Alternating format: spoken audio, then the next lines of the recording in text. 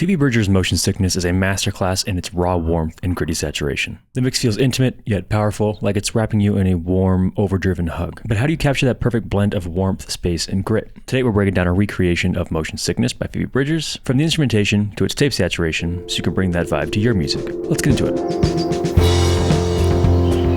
Now, the most notable aspect of the production is its rhythm. We need to create movement with the drums and keep it moving. If we listen to the drums on the original record, they're pretty funky.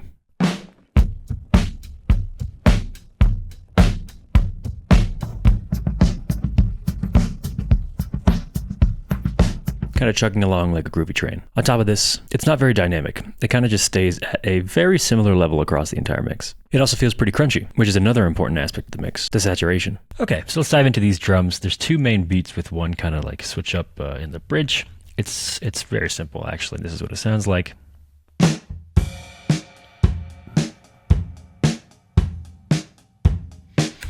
Probably the simplest beat you can get. And then in the chorus, we have a little bit of a fill, actually no fill, into just like a tom, kind of funky, groovy beat.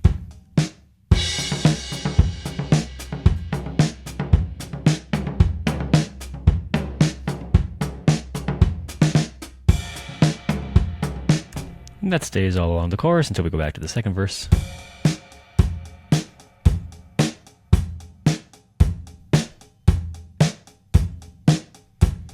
And then in the bridge we have no drums.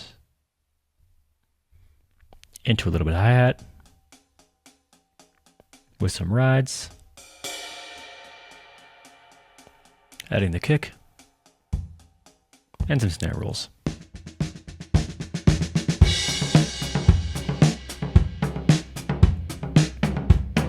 Now it's important to note that it was made clicking in stuff. I'm not even sure I used the drum pad for it, but as you can see, the velocities are varying. Everything's kind of all over the place here. It's very humanized, it's very randomized, so it doesn't sound like a robot. It's just playing, you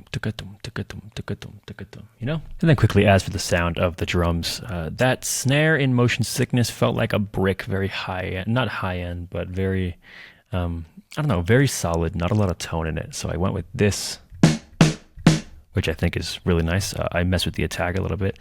I didn't mess with the attack. I messed with the release. Really nice and tight snare. This whole kit, by the way, is a custom shop EZX, but this is a different snare. It's the Cube Brass snare. So that's our whole kit. And then we just have a little bit of tape saturation on the snare top, the snare bottom, some EQ, and a transient shaper on the snare top just to make it snappy, because that snare is really snappy. Other than that, nothing's really changed. We do have just a bit of ambience, and that's it for our drum sound. In a bit, we'll go through the actual mixing. Next up in importance, we have to keep that rhythm moving with the guitars as well. So let's take a listen to how the groove is kept even when there's no drums in the mix.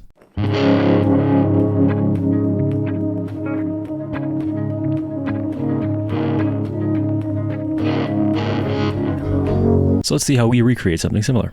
Okay, let's dive into the guitars here. I'll start with these two guitars just because they're kind of the main guitars. We have this first one, which is a Tone King Imperial patch.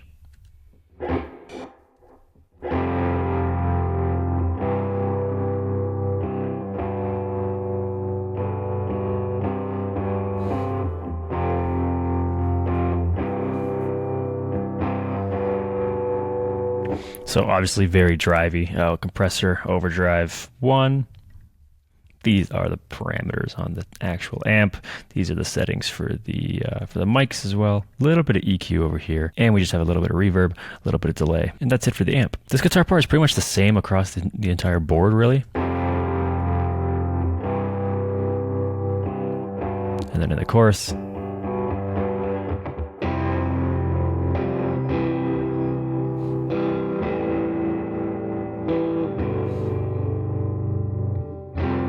pretty simple, and then we're just sending it to a room reverb. Our room reverb is right here.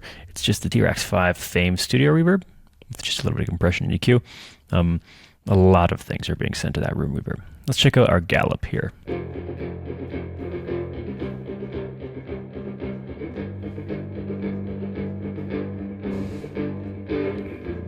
Obviously, that's kind of the main rhythmic section of the musical area. Not like, if you take out the drums, there's still rhythm because this guitar has that gallop. Almost sounds a bit like Barracuda.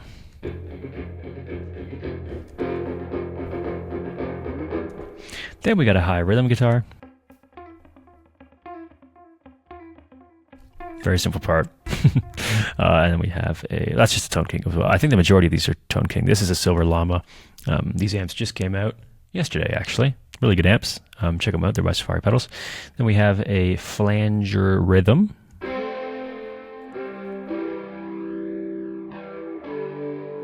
Also the Silver Llama.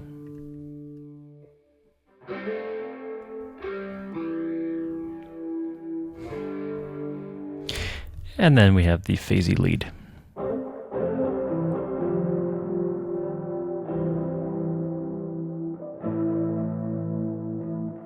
Now, obviously, these parts get a little more dramatic towards the power chorus here, or the last chorus. I don't think I'd call it a power chorus, but let's just play through these just all together, and you can see how they really blend together.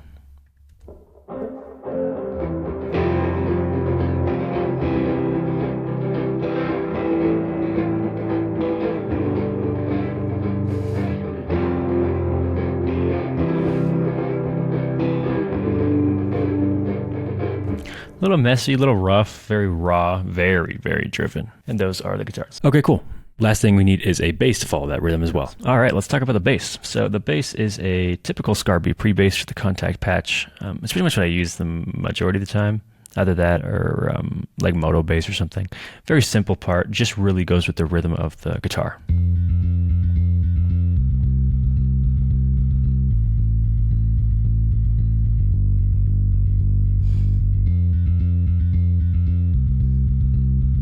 Goes with this gallop really nicely.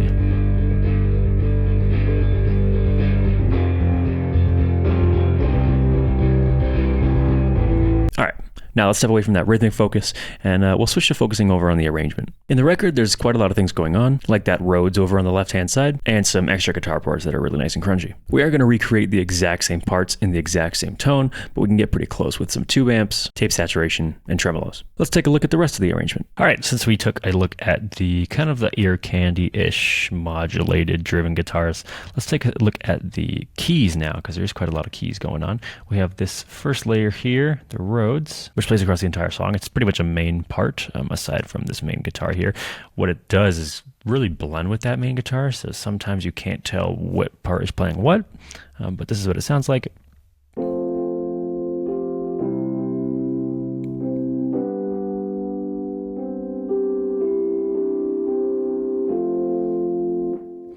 That is the Musio Rhodes Stage 73, and like I said, really blends in with that guitar.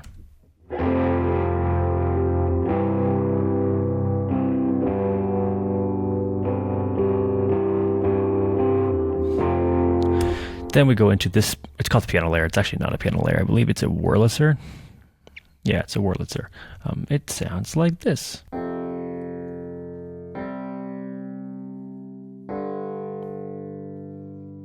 Pretty much just playing the basic chords. In the chorus, it switches up a little bit.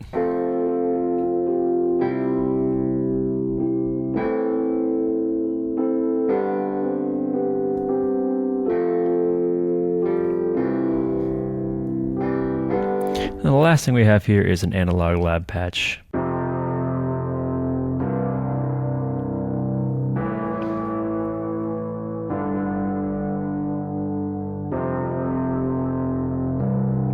If you're wondering, it's called the Great One.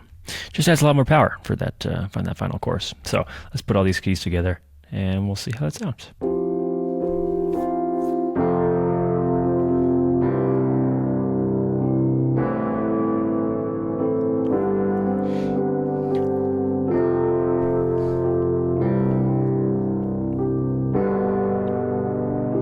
And that's the rest of the arrangement. Cool. So there's our arrangement. Let's take all the plugins off and we'll add them one by one so you can see what they're doing for the mix. Up first, the drums. All right, let's dive into the drum mix. So apart from the kind of regular mixing you have in this plugin here, basically just transient shapers, a little bit of EQ, a little bit tape saturation. I've taken all the rest of the plugins off and this is what it sounds like.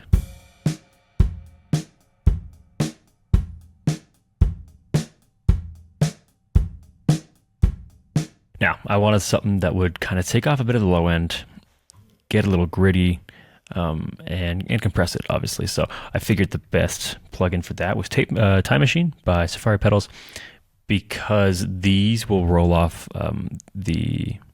Did I say low end? These will roll off the high end kind of and make it sound basically like they're from these decades. So I chose 70s. So let's take this off, put it on.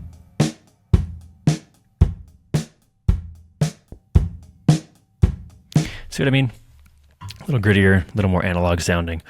And also to note, by the way, a lot of these things are panned quite middle. So these overheads are really, they're not very wide, which you can kind of hear in the original mix. The drums aren't very wide, minus a couple tom parts that are very, very wide. So for the most part, everything's pretty mono on these drums. I then added the utility just to mess around with that width. I ended up just keeping it at 100, so we can get rid of that. But the next thing I added was a tape. This tape is also by Safari Pedals. These plugins by Safari Pedals are kind of perfect for this vibe because like every plugin that they have adds some sort of grit or saturation. So we'll keep this off and then we'll turn it on.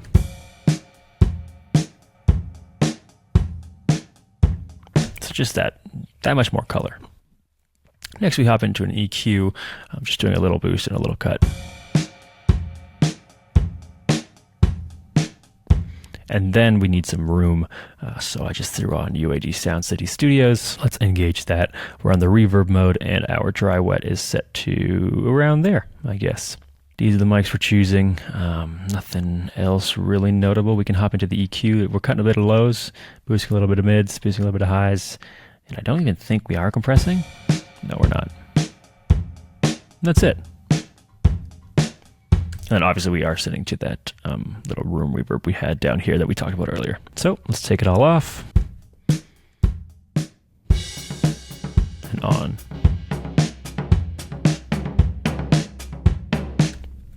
And I think that's really nice, really colorful, nice and gritty, but very raw feeling. And I think it kind of feels like motion sickness. Next, the guitar. Okay, so now into the guitars. This is the main guitar. I already went through the patch with Tone King.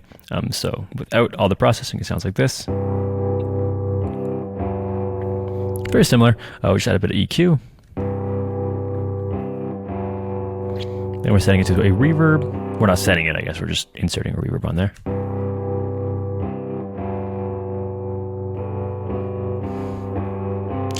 And then our secret weapon, rabbit tape.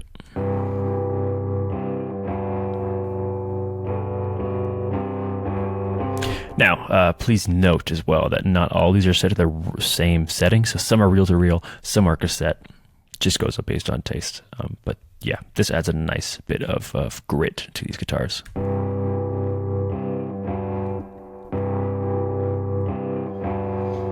Which I think is pretty well needed for a production like this. Let's head into our Gallup.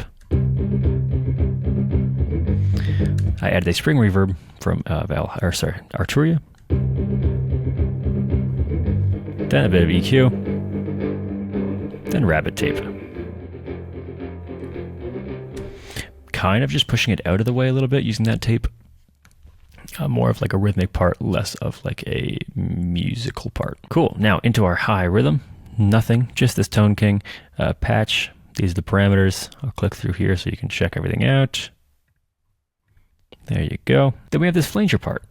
So it's our Silver Llama amp again. Adding this BL20 flanger.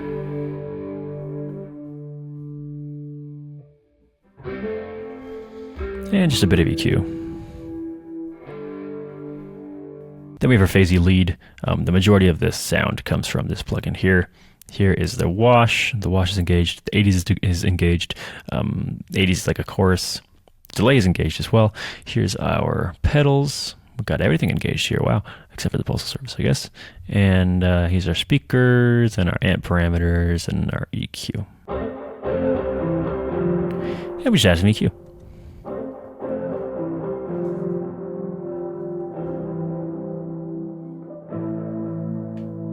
So what's nice is these guitars kind of all take up their own kind of area of the frequency spectrum.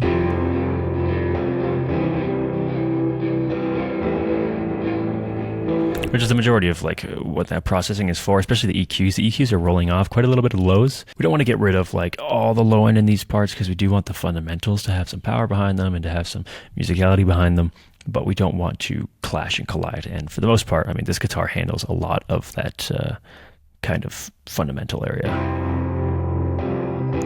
So it's fine with these guitars, kind of are all a little more high-endy, less body.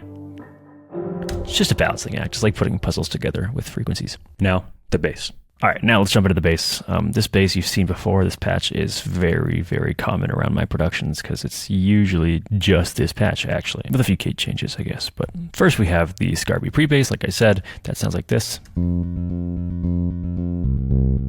Then we go into an Amplitube amp. It's going to be the SVT Pro, or SVX Pro, yeah.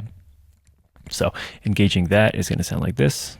You can hear the room in here. You can hear all the compression. Let's just go to the room, check that out. Yeah, it's up pretty high. Which is good because, I mean, this production, or at least Motion Sickness on its own, feels like it's a little more live off the floor than a regular production.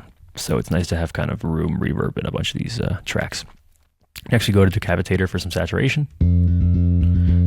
Into bass lane for some width, which actually isn't doing too much.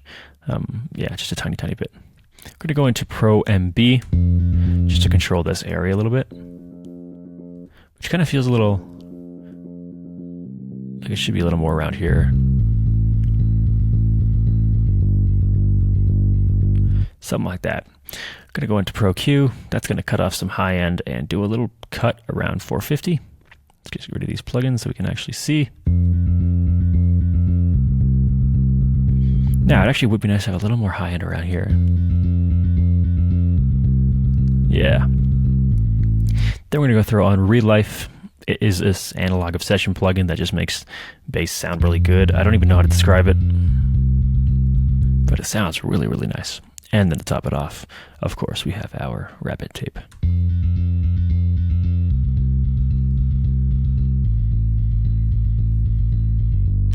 I think it's a great bass tone. And lastly, the keys. Okay, let's take a look at the keys. I'm actually just going to bring this up here so we can all focus on the keys at once. The Rhodes is the Muzio Rhodes, like we said before. It's got a little bit of EQ on it. So let's take all this processing off. We can see how it sounds. It's obviously very clicky. Put that EQ on there. Then that saturation. Really taking out that high end. So we then have this Vox Echo Chorus. Without it, sounds like this. And with it,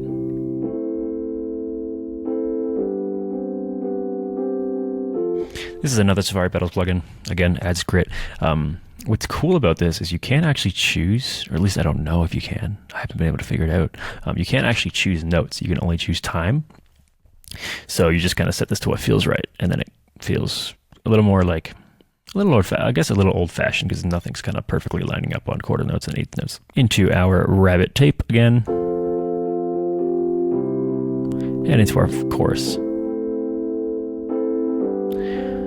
Light mix on that chorus, just a little bit of space, but we don't want to make it too kind of, well, I guess wide, I guess is what you'd say. Let's hop into this piano layer here, which is, again, not a piano layer. It's a Wurlitzer, but it's a Muzio Wurlitzer. Just has a tiny bit of EQ on there.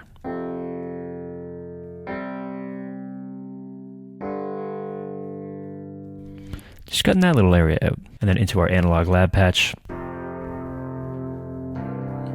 We're going to add Decapitator. Little Radiator. Which sounds so nice. Rabbit tape. Interesting. And some EQ. Little Radiator as well. You could probably switch Little Radiator out for Rabbit tape, I guess. They're very similar. Radiator, I believe, is a tube preamp from the 60s that kind of gets driven really nicely. Rabbit tape is obviously tape. But yeah, let's put all those elements together and let's listen.